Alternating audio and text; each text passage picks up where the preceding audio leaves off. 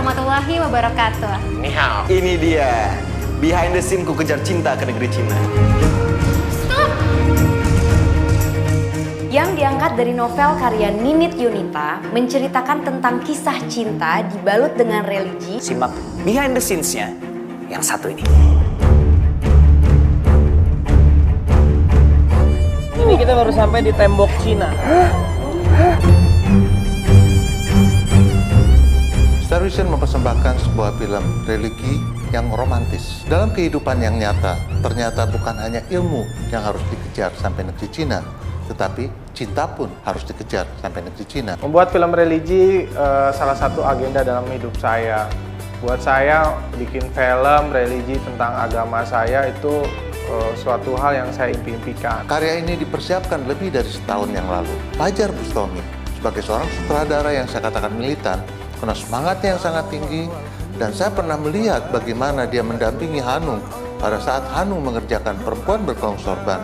Saatnya dia membuat sebuah karya monumental yang religius secara sendiri. Ketika saya menggarap film Ku Kejar Cinta ke Negeri Cina ini adalah proses di mana saya harus riset gimana Islam masuk ke Indonesia. Di Semarang sendiri punya sejarah tentang Islam yang dibawa oleh Laksamana Cheng Ho. Laksamana Cheng Ho itu seorang jenderal besar dari Cina, tetapi dia Muslim. Di situ saya banyak menemukan fakta-fakta menarik gitu ya, yang nantinya saya jadikan bahan buat konsep visual saya. Pengalaman saya pada tahun 2003, saya pernah menjalankan ibadah haji dan saya bertemu dengan jamaah dari Cina. Di Cina itu ternyata ada kota Islam yang sangat bagus dan itu menurut saya sangat menarik untuk dijadikan film. Dari sana saya jadi tertarik nih untuk menulis novel tentang cinta ini. Ku Kejar Cinta ke Negeri Cina bercerita tentang hablum minallah dan hablum minannas. Cinta manusia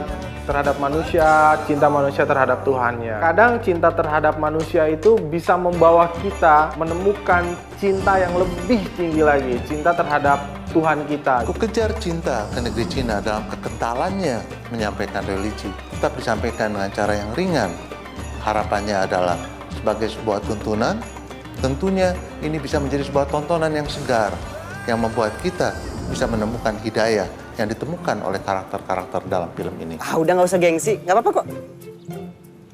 我的名字是真佳丽，你的英语说得很坏，我不明白。 Balik lagi sama gue, Adipati Dolken. Karakternya dia itu pokoknya bertolak belakang dengan nama aslinya dia. Bertolak belakang dengan nama Imam itu sendiri. Apa sih lo? Gue bakalan sholat kok. Tapi kalau gue udah kepanggil. Mas denger yo, kalau misalnya masuk gini-gini aja nggak ada perubahan, Bapak nggak akan ngasih lampu hijau buat hubungan kita loh untuk ke step berikutnya. Itu tuh, soalnya lampu merahnya masih kelamaannya. Widya ini seorang mahasiswi di Universitas Diponegoro. Punya pacar, namanya Imam, dan udah 4 tahun pacaran. Dan Imam ini adalah seniornya dia di kampus. Tapi karena Widya ini lebih rajin, lebih niat kuliahnya, jadi dia bisa lebih lulus duluan dibandingin pacarnya itu, Imam. Saya berperan sebagai Chen Chiali, perempuan muslim asli dari Beijing, atau biasanya orang itu kalau ngomong orang Chinese di sana adalah orang-orang Chungpo. Chen Chiali ini dia emang senang banget sama budaya Indonesia karena buyutnya dulu pernah bekerja sebagai pengemudi kapal Laksamana Cheng Ho. Saya adalah sebagai kakek Chen Jiali, tinggal di Beijing, dan Chen Jiali cucu saya. Mao Fuxian ini seorang remaja dari keturunan Tionghoa mix sama India. Di sini dia berperan sebagai laki-laki yang sangat bijaksana, tahu tentang agama. Di film ini gue memerankan tokoh namanya Billy. Billy itu sahabat Imam. Ibaratnya si Imam ini Pinocchio, Billy ini Jiminy Cricketnya lah. Jadi tandemnya yang ngingetin mana yang baik, mana yang buruk. Di film ini aku tetap berperan sebagai Stella yang mau karakternya hampir mirip sama aku sendiri. Jadi dari segi fashionnya, dari segi rambutnya, semua make up juga semuanya emang Stella. Dimas di sini tuh karakternya seorang manajer hotel gitu ya. Dia itu naksir sama Widya. Jadi gini Widya, aku punya feeling kalau kita ini cocok. Soalnya kan kamu itu perempuan baik-baik. Aku juga laki-laki baik-baik. Jadi insya Allah cocok. Kapan kamu putus sama Widya? Widya denger loh, Pak. Waktu si Widya lulus kuliah, dapat kerjaan, bapaknya Widya yang diperanin sama Om Ray, dia nyuruh Widya cepet nikah. Tapi nggak boleh nikah sama gue. Karena katanya gue nggak pantas. Karena gue nggak bisa jadi imam buat keluarganya Widya nanti. Ya dikarenakan berbagai faktor dan imam juga yang selalu dicap mahasiswa abadi, orang tua Widya sebenarnya dari dulu nggak pernah merestui hubungannya dia sama imam ini. Sedangkan keluarganya si Widya itu seneng sama sosok cowok yang islami gitu. Yang rajin sholat, yang ngingetin sholat. Nah, Dimas ini jadi imam loh. Waduh, bacaannya panjang, suaranya merdu, enak tenan. Wah, Bapak sampai terpesona.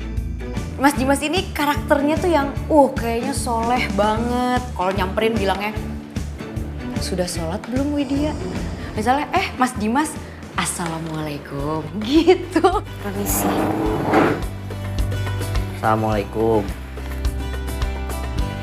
Assalamualaikum. Waalaikumsalam warahmatullahi wabarakatuh. Dan akhirnya karakter imam berubah di saat dia melihat sosok baru, yaitu si Ciali yang diperanin sama si Ariska. Jadi pertemuan awal Cenciali sama Imam itu di Semarang, tepatnya di Sampokong, kuil Sampokong. Terus dia iseng mau mukul gong. Akhirnya Cenciali ngelarang Imam. Cenciali bilang, stop! Andai ku tahu ini cewek pakai jilbab, kayaknya tuh aura dia tuh bikin seger gitu. Akhirnya si Imam waktu Cialinya cabut, imamnya ngejar. Akhirnya ngajakin kenalan. Terus yaudah akhirnya Imam ngajak Cenciali keliling Semarang ke Pecinan. Di situ ada kapal Laksamana Cengke. Seru tuh mereka di situ makan bareng, makan bubur sumsum, makanan khas Semarang, terus ngobrol-ngobrol bareng. Terus Imam tuh kayak mulai tertarik nih sama Cenciali, karena Cenciali tuh orangnya nggak pernah maksa Imam sholat. Dan Cenciali juga heran sih sebenarnya, kayak Imam tuh agamanya apa sih? Maksudnya kok nggak pernah mau ikut sholat bareng, tapi Cenciali nggak pernah maksa. Waktu gue lagi enak-enakan ngobrol sama si Ciali, lagi jadi guide-nya Ciali muter-muter Semarang, tiba-tiba terjadilah konflik antara gue bersama Widya. Dan di situ bener-bener Widya ngerasa kalau Imam ini udah ngecewain gue banget. Lu tuh masih bisa-bisa kebohongin gue, sedangkan selama ini gue udah lebih baik gitu. Kalau emang lu mau marah ya terserah lu. Lu juga lagi dekat sama Mas Dimas kok. Gue lagi dekat sama Ciali. Setelah kejadian Cenciali ngeliat Imam sama Widya berantem, Cenciali akhirnya pulang ke Cina. Saking cintanya dia sama Imam, menunjukkan ke Imam kalau oke, gue juga bisa loh soleha, gue juga bisa pakai hijab. Karena dia mungkin nggak mau kalah dengan Jali gitu. Widya, lu sadar gak sih? Lu pikir lu pakai jilbab bisa bikin gue luluh gitu? Bisa? Nggak bakalan, lu tuh munafik!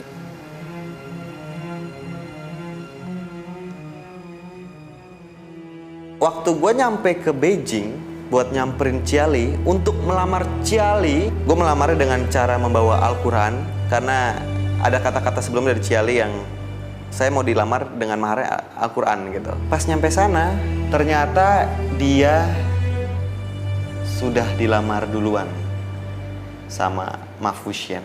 Saya jauh-jauh dari Indonesia, datang ke sini untuk melamar kamu, menikahi kamu. Unfair. Imam. Saya nyampe sini kamu sudah dihitbah dengan pria lain. Allah itu nggak pernah adil sama saya. Astagfirullahaladzim. Istighfar. Sebenarnya dia mencintai Imam, tapi dia juga tidak bisa menolak seorang pria seperti Mafusyen. Dan Cenciali di sini akhirnya berdoa. Dia menyerahkan semua keputusannya kepada Allah. Di situ keikhlasan Mafusyen untuk merelakan biar Ciali yang memutuskan mana yang terbaik untuk Ciali.